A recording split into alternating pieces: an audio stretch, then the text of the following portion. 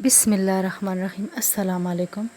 انسان کو باد صبا کی طرح ہونا چاہیے کہ ہر کوئی اس کے آنے کا انتظار کرے۔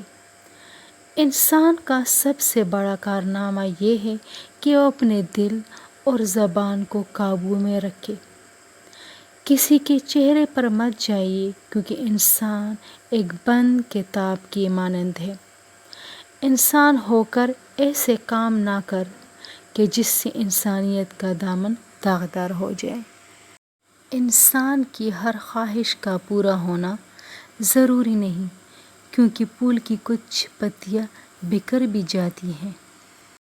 کسی انسان کی قابلیت کا اندازہ اس کے زبان میں پوشیدہ ہے۔